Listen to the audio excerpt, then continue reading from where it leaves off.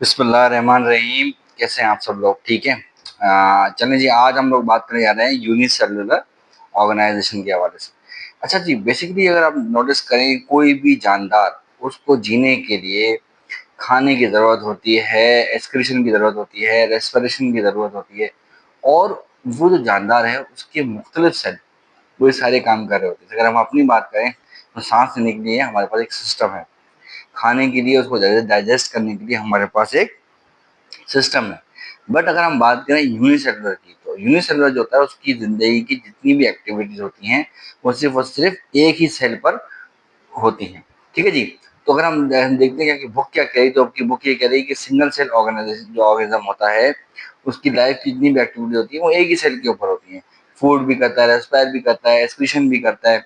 और अगर आप देखेंगे मूवमेंट के बारे में बात हो रही है, सेलुलर बेसिस के हवाले से अगर आप नोटिस करें, अभी देखते हैं सिंपल मेथड की अगर हम बात करें, बिल्कुल सिंपल मेथड है किसका, बैक्टीरिया का, अमीबा का, पैरामीशियम का, और अगर आप देखें यूग्लिना का। ये क्या है, एग्जाम्पल है किसकी, आपके लिए यूनिसेलुलर ऑर्गेनाइजेशन के हवाले से बात कर लेते हैं। अच्छा, यूनिसेलुलर के साथ साथ अगर आप नोटिस करें तो आपके पास एक और ऑर्गेनाइजेशन आती है, उसे हम कहते हैं कॉलोनियल ऑर्गेनाइजेशन कहते हैं। अब ये देखिए, नोटिस करें कि इसके अंदर हम ये देखते हैं कि हमारे पास बहुत ज़्यादा सेल एक साथ एक ही जगह पे रहते हैं, लेकिन वो कभी भी एक दूसरे के साथ नहीं रहते। साथ देने का मतलब ये है कि अगर किसी को कोई प्रॉब्लम आ जाती है या उसकी ज़िंदगी पे बात आ जाती है, तो बाकी सेल उसका कोई साथ नहीं देते। यानी कि डाइजेशन एक साथ नहीं करते, फूड कैप्चर एक साथ नहीं करते, रेस्पिरेशन एक साथ नहीं करते, कुछ भी एक साथ नहीं होता। जैसे कि हमारे पास कॉलोनी होती हैं, ह्यूमन्स कॉलोनी होती हैं, सबके घर अलग-अलग बने होते हैं और सब अपनी ज़िंदगी अलग से गुज़ार रहे होते हैं। तो सेम इसी तरीके से कॉलोनी ऑर्गेनाइज़ेशन होती है, इसके अंदर जितने भी यूनिवर्सल ऑर्गेनिज़्म हैं, वो अपनी ज़िंदगी को जीते हैं और बिल्कुल ऑन देयर ओन लाइफ़ अपनी ज़िंदगी खुद जी रहे होते हैं। ठीक है जी? उसके बाद अगर हम बात करें कि इसका जो एग्ज़ाम्पल है, तो हम देखते हैं वॉलवॉक्स है हमारे पास। वॉलवॉक्स कौन-सा है, जो ग्रीन एल्गाई कहलाता है। ठीक है? इसके बारे में हम आगे तफ़सील से बात करेंगे। उसके बाद हम बात करें मल्टीसेलुलर ऑर्गेनाइज़ेशन की। अब मल्टीसेलुलर ऑर्गेनाइज़ेशन क्या होता है? मल्टीसेलुलर का मतलब होता है कि ऐसा ऑर्गेनिज़्म जिसके पास मल्टी बहुत सारे सेल्स मौजूद हैं और वो सारे के सारे आपस में कोऑर्डिनेट करते हैं, यानी कि एक साथ जो है उस ऑर्गन को ऑर्गन सिस्टम बनाकर जो है ना उस ऑर्गेनिज्म को चलाते हैं। ठीक है जी? तो हम बस में फ्रॉग है, मस्टर्ड प्लांट है एग्जांपल के अंदर। अब सबसे पहले अगर हम बात करेंगे तो हम मस्टर्ड प्लांट के हवाले से बात करेंगे। हमारे पास मस्टर्ड प्लांट की तस्वीर आप देखें, बिल्कुल साफ ऐसे आ रही है। ठीक है जी? मस्टर्ड प्लांट को हम ब्रासिका कॉम्प्रेस्टस भी कहते हैं। अब कॉमनली अगर हम बात करें तो नोटिस करेंगे कि ये सरसों कहलाती है। अब सरसों का साग तो सब लोगों ने खाया होगा, मैंने भी खाया है, और अगर अच्छा बना हो तो बहुत अच्छा लगता है, लेकिन अगर थोड़ा सा भी बनाने वाले को अंदाजा ना हो तो कड़वा हो जाता है, बड़ा बदमज़ा हो जाता है। ठीक है जी? चलें जी, उसके हम आगे बात करते हैं कि ये मल्टी सेलुलर है। और ये जो कल्टीवेशन, कल्टीवेट का मतलब होता है इसको उगाया जाता है। अब उगाया कब जाता है, इसको हम विंटर सीजन में उगाते हैं। ठीक है जी? अगर आप नोटिस करें कि इसके पास भाई फ्लावर भी मौजूद हैं, फ्लावर्स हैं, फ्लावर बट है, यहाँ पर नज़र आ रही है हमको, उसका फ्रूट नज़र आ रहा है हमें।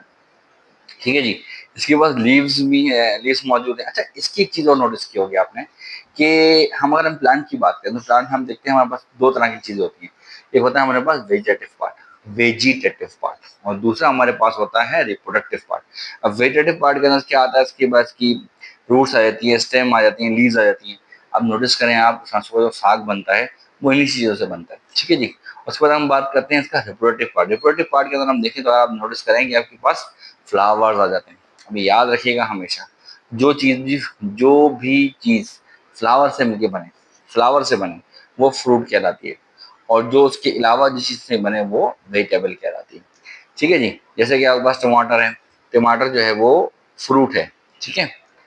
अच्छा जी, अब हम बात करने जा रहे हैं कि मिसाल के तौर पे उन्होंने बताया कि हमें वेजिटेटिव पार्ट जो है इसका, वो क्या कर रहा है, इसका रूट, स्टेम और लीफ, जो मैंने अभी आपसे डिस्कस किया। उसके बाद हम ये देख रहे हैं कि रिप्रोडक्टिव पार्ट के बारे में बात करें। रिप्रोडक्टिव पार्ट के अंदर उन्होंने बताया कि भाई हमारे पास फ्लावर्स मौजूद हैं। अच्छा जी, जो उसके फ्लावर्स हैं वो येलोइश कलर के हैं, और वो सीड प्रोड्यूस करते हैं। सीड याद होगा आपको, ये सरसों का तेल भी आता है जो हम सर में या बालों में लगाते हैं। ठीक है जी?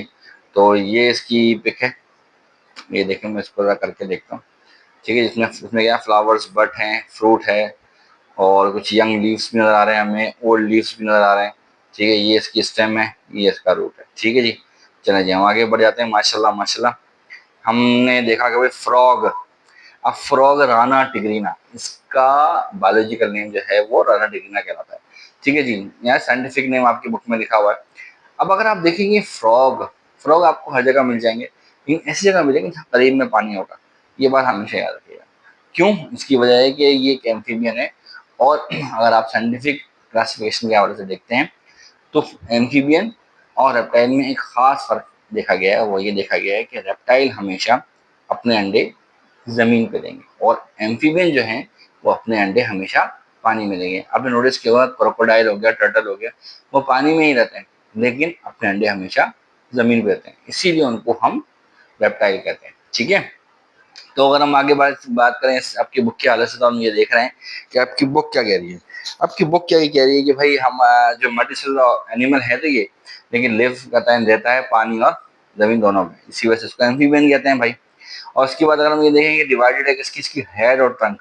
अगर हेड और ट्रंक की अगर हम हालत से हम देखें तो हम ये देख रहे हैं कि इसके पास नेक नहीं है, बेचारे के पास गर्दन नहीं है, तो ये अपनी गर्दन को ऐसे घुमा नहीं सकता।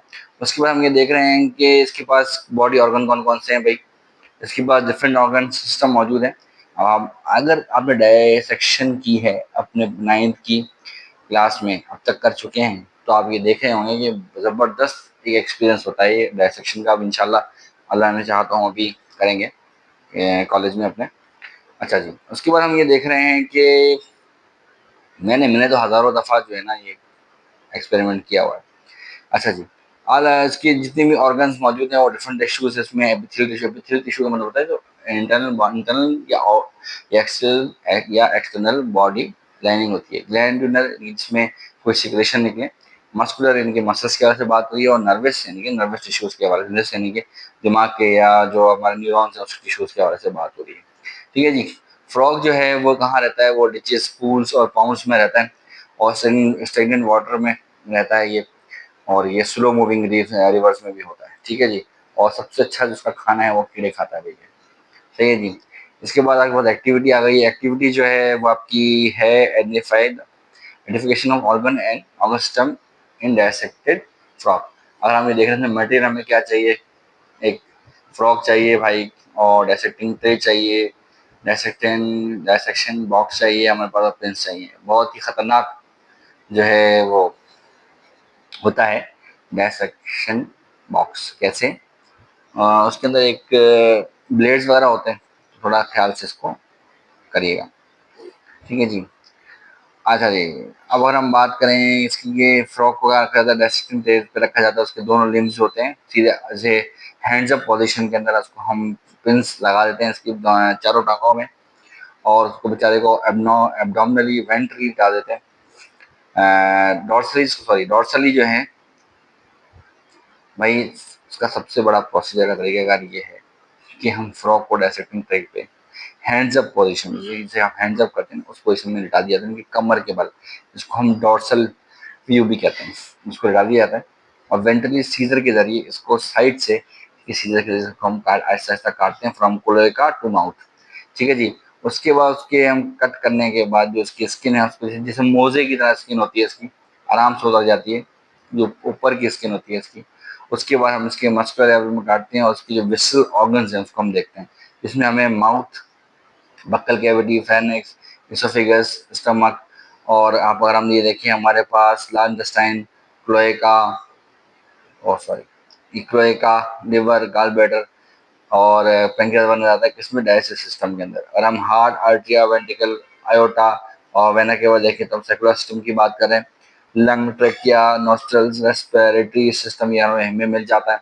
अच्छा, ये बात याद रखिएगा, हमेशा ये बात याद रखिएगा कि जितने भी इसके अंदर आप देख रहे हैं सिस्टम्स, वो क्या कर रहे हैं कि आपके नॉर्मल नॉर्मल जो नॉर्मली आप ह्यूमन की बात करते हैं उससे मिलते जुलते हैं, लेकिन हमारे पास क्या जो भी चीज़ें मौजूद है वो एडवांस लेवल में मौजूद है।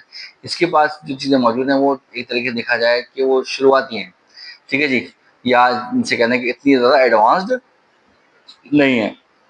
अच्छा जी, अगर हम लंग्स की बात करें तो यार आपने एक जगह पे पढ़ा होगा कि जो फ्रॉग है वो 3 तरीके से साँस ले सकता है। एक वो अपनी बक्कल कैविटी से साँस ले सकता है, रेस्पिरेटरी सिस्टम की अगर हम बात करें।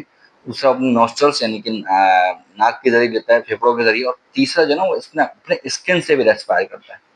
ठीक है ना? कुटिनियस रेस्पिरेशन भी होती है इसके अंदर। और अगर डिस्कस अल्लाह पाक ने चाहा तो हम आगे डिस्कस करेंगे। अच्छा जी, किडनी, यूरेटर, यूरिनरी ब्लैडर इसमें पाया जाता है स्किन सिस्टम के लिए। टेस्टिस, वाजा डेफरेंशिया, ओवरीज, ओविडक्ट, ओविसैक, ये सब रिप्रोडक्शन में। अच्छा, एक साथ नहीं होती भाई, ये अलग अलग होती है। मेल फीमेल अलग अलग होते हैं। टेस्टिस, वाजा डेफरेंशिया ये अलग होते हैं, और ओवरीज, ओविडक्ट और ओविसैक ये फीमेल्स में होती है। ठीक है जी। और मेल्स में टेस्टिस और वाजा डेफरेंशिया होती है। अच्छा जी, उसके बाद ब्रेन, स्पाइनल कॉर्ड, नर्व्स जो है ना वो पाए जाते हैं इसके अंदर। ठीक है जी, ये तो आपका चैप्टर खत्म हो गया। अब ये इसकी जो है एक जो है इसको आप लेबल करें। अगर आप कहेंगे तो मैं इसको लेबल्ड भी कर दूंगा। ठीक है जी। उसके बाद हम बात करने जा रहे हैं किसके हवाले से, अमीबा के हवाले से। अमीबा क्या होता है भाई? अमीबा, अमीबा एक यूनिसेलुलर ऑर्गेनिज्म है जो आपको मड और शैलो पॉन्ड, गंदे तालाबों में मिलेगा। ठीक है जी। तो वो कर क्या रहा है असल बेसिकली चीज वो, और आपने देखा स्टेगनेंट वाटर में मिलेगा। अच्छा जी, इसके जो साइज उन्होंने बताया आपकी बुक में वो 0.25 से ले है। ये हमने लाइव देखा है, मतलब जिंदा देखा है। वो कैसे देखा कि हमारे पास जब हम जिस कॉलेज में पढ़ता था वहाँ पर हमने एक पाउंड बना रखा था। उस पाउंड में से हमने बाकायदा वाटर को एक्सट्रैक्ट करके इसको जिंदा मूवमेंट करते हुए देखा। बहुत मजा आता है ऐसे एक्सपेरिमेंट्स में। अमीबा के बारे में इरेगुलर शेप होती है, ऐसी बात है। उसके पास सूडोपोडिया होते हैं। अब सूडोपोडिया क्या होते हैं? वो एक फॉल्स फीट कहलाते हैं। फॉल्स फीट का मतलब ये होता है कि जो जेलियस इसकी जो वो है मास है, वो जब इसको चलना होता है तो वो एक जेलियस मास को एक खास हद तक डिफ्लेक्ट करता है, एक खास जगह पे लेकर आता है, जिसकी वजह से फिंगर लाइक पोजिशंस बनते हैं और वो इजिली मूव कर पाता है। उसमें होता है कि इसके पास सेल मेम्ब्रेन मौजूद है। अगर हम ये नोटिस करें और उसको गौर से देखेंगे तो भाई आप ये देख रहे हैं कि आपके पास अमीबा जो है उसकी चीज़ नजर आ रही है आपको। अमीबा के अंदर देखो सेल मेम्ब्रेन मौजूद है इसके अंदर, ये देखें सेल मेम्ब्रेन मौजूद है। इसके बाद दो तरह के साइटोप्लाज्म मौजूद है। एक इसका पास एंडोप्लाज्म है और दूसरा एक्टोप्लाज्म। जो एक्टोप्लाज्म है वो क्या है, जेलियस है ताकि उसकी शेप जो है वो मेंटेन रहे। और जो इनर है एंडोप्लाज्म जो है वो बिल्कुल सो यानी कि सोल्यूशन जैसा है। ठीक है जी। और आप ये देख रहे हैं कि वहाँ फैट ड्रॉप्स पाए जाते हैं। सूडोपोडिया जो मैंने आपको बताया था, एक्टोप्लाज्म, एंडोप्लाज्म। और आप ये नोटिस करें इसके अंदर हमारे पास सेल मेम्ब्रेन मौजूद है। कॉन्ट्रेक्टाइल वैक्यूल, कॉन्ट्रेक्टाइल वैक्यूल वो वैक्यूल होता है जिसके अंदर उसकी एक्सक्रीशन यानी कि ऐसा मवाद मौजूद होता है जो एक्स्ट्रा होता है या वेस्ट होता है। जब ये भर जाता है तो ये इसको अपने सेल मेम्ब्रेन के करीब लेकर आता है और वहाँ जाके इसको डिस्चार्ज कर देता है। लाइसोसोम, लाइसोसोम लाइसोसोम एक ऐसा वो है हमारे पास वैक्यूल है या ऐसा एक जो ऑर्गेनिल है, सॉरी ऑर्गेनिल है, जो क्या करता है कि कभी ऐसा कोई फॉरेन पार्टिकल जो उस सेल को तकलीफ पहुंचा सकता है, नुकसान पहुंचा सकता है, जैसे ही उसकी सेल के अंदर इंटर होता है वो उसको गला के खत्म कर देता है। ठीक है, इसको सुसाइड सेक्स भी कहते हैं, यानी कि सुसाइड की थैलियां। अच्छा जी, उसके बाद न्यूक्लियस है। न्यूक्लियस आपको पता है ऐसी जगह चीज़ है जो किसी भी सेल के जो मेन कारोबार है जो काम करता है उसको मैनेज करने में उसका बहुत बड़ा किरदार होता है। जब फूड वैक्यूल के बारे में आप डिस्कस करें, फूड वैक्यूल, अब जो फूड वैक्यूल है आपका, अब वो फूड वैक्यूल क्या कर रहा है भाई? बेसिकली आपके पास फूड जो है वो जो स्टोर फूड बेचारे के पास फ्रिज तो होता नहीं है कि क्या करेगा अपने पास रख ले, तो ये करता है फूड वैक्यूल जो है उसके अंदर चीज़ों को जमा करता है। सबसे मेन आपका जो एक ऑर्गेनेल है वो है माइटोकॉन्ड्रिया। माइटोकॉन्ड्रिया क्या करता है? हमारे पास करेंसी ऑफ सेल के बारे से बात करें, करेंसी ऑफ सेल है इसके बनाता है, एटीपी बनाता है। ठीक है, माइटोकॉन्ड्रिया और powerhouse of the cell इसको माना जाता है। माइटोकॉन्ड्रिया अगर आप देखें तो उसको powerhouse of the cell का नाम भी दिया गया है। क्यों दिया गया? कि भाई ये एक ऐसी चीज़ बनाता है इसको हम कहते हैं एटीपी, एडेनोसिन ट्राइफॉस्फेट। और वो एडेनोसिन ट्राइफॉस्फेट क्या करती है? किसी भी सेल को एनर्जी प्रोवाइड करती है जिंदा रहने के लिए। ऐसे में जैसे हमें पैसों की जरूरत पड़ती है किसके लिए? जिंदा रहने के लिए। ऐसे ही हमें एटीपी की जरूरत पड़ती है, एडेनोसिन ट्राइफॉस्फेट, और ये हमारे अंदर भी बनता है। ठीक है जी। इसके बाद हम बात करने जा रहे हैं आगे की तरफ चले जाते हैं भाई। थोड़ा सा इसको मैं ज़रा उसकी सही पोजीशन पे लेकर आ जाऊँ। ठीक है जी। अब ये क्या कह रहा है भाई कि मेरे पास एक और ऑर्गेनिज्म है, उसको हम वॉलवॉक्स कहते हैं। Volvox is a polyphyletic. Poly फैटिक मतलब होता है कि मैनी एंसेस्टर, यानी इसको अपने दादा का, दादी का, परदादा का, परदादी का पता नहीं है। इस बेचारे के गरीब के पास इसको ये इन्फॉर्मेशन नहीं है कि इसके परदादा कौन थे। ठीक है जी। और ये बेचारा जो है वो क्लोरोफाइटिक गिनीन एल्गी की फैमिली से है। अच्छा जी, अब इसके अंदर ये बात है कि ये कि स्पेरिकल कॉलोनीज में 50,000 सेल तक एक साथ रह सकते हैं। अभी हम थोड़ी देर पहले पढ़ा था कॉलोनियल ऑर्गेनाइजेशन, यानी कि साथ तो रहते हैं लेकिन एक दूसरे से बातचीत नहीं करते, एक दूसरे का काम नहीं करते, एक दूसरे की मदद नहीं करते। अच्छा, उसके बाद उन्होंने बताया कि भाई बात करेंगे हम ये कि फ्रेश वाटर हैबिटेट में रहता है, और इसको सबसे पहले जो देखा था वो एंथोनियो वैन लेवेनहुक ने 700 में देखा था, यानी कि इसकी मुंह दिखाई जो है वो एंथोनियो वैन लेवेनहुक ने की थी। अब अगर हम ये देखेंगे भाई इसके पास फ्लैजिला मौजूद है। फ्लैजिला क्या होता है? एक बाल नुमा स्ट्रक्चर होता है जो उसको मूवमेंट में हेल्प करता है। इस स्पॉट इसको स्टिमुलाई या सेंसिटिव बनाता है। क्लोरोप्लास्ट जिसमें क्लोरोफिल होगा, जरूर होगा, जो अपना खाना ये खुद ही बनाता है मेरे भाई। कॉन्ट्रेक्टाइल वैक्यूल वो वैक्यूल होता है जिसके अंदर हम, यानी कि ये जो सेल होते हैं यूनिसेलुलर ऑर्गेनिज्म, ये क्या करते हैं कि अपना वेस्ट रखते हैं ताकि इजीली उसको पास ऑन कर सके। ठीक है। उसके बाद नॉन रिप्रोडक्टिव सेल्स होते हैं इसके अंदर, और जेटिनियस सेल वॉल नजर आ रही है आपको आपके बुक के अंदर। अच्छे, अच्छा पढ़ लेते हैं भाई थोड़ा सा ये क्या लिखा हुआ है इसके अंदर। इसमें लिखा हुआ है कि भाई वॉलवॉक्स वंस, और इसको एल्गाए कहते थे, और ये लिव टुगेदर एक साथ रखते हैं ऑर्गेनाइजेशन में। फ्लैजिला होते हैं, 2 फ्लैजिला मैंने अभी दिखाए थे आपको। उसके बाद ये इसको बीट करके रोल करके वाटर में चलने की कोशिश करता है। उसमें वॉलवॉक्स के बारे में जिसका क्लोरोफिल पाया जाता है। अब क्लोरोफिल जो होता है वो क्या करता है, उसको फोटोसिंथेसिस बना के देता है। इससे फायदा क्या होता है, ये अपना खाना खुद ही बनाता है, इसको जाना नहीं पड़ता बेचारे को बाजार खाना खरीदने के लिए, या ये डिपेंडेंट नहीं है किसी और के ऊपर कि भाई मुझे खाना पका के दे दो। सही है ना, ये बेचारा खुद ही अपना काम कर लेता है फोटोसिंथेसिस के जरिए, यानी क्लोरोफिल मौजूद होता है तो ये फोटोसिंथेसिस कर लेता है। अच्छा जी, अब एक और बात इसमें अगर हम देखेंगे ऑर्गेनाइजेशन के, अगर देख ऑर्गेनिज्म में देखें तो इसका इंपॉर्टेंट पार्ट जो है वो क्या है, मैनी एक्वेटिक इकोसिस्टम। ये बहुत मैनी एक्वेटिक इकोसिस्टम में पाया जाता है। बेचारा हार्मफुल नहीं होता, सीधा साधा है, बिल्कुल मेरे जैसा शरीर, सीधा, किसी को हार्म नहीं पहुंचाता इंसानों को, क्योंकि इसके अंदर टॉक्सिक सब्सटेंसेस पैदा नहीं होते। ठीक है जी, आपका ये चैप्टर अब कंप्लीट हो गया। अब मैं नेक्स्ट जो मैं वीडियो बनाऊंगा उसके अंदर आपकी जो समरी है और जो आपका ये है रिव्यू क्वेश्चंस हैं, एमसीक्यूज हैं, ये सब ये कवर करूंगा इंशाल्लाह। ठीक है, चलें, थैंक यू।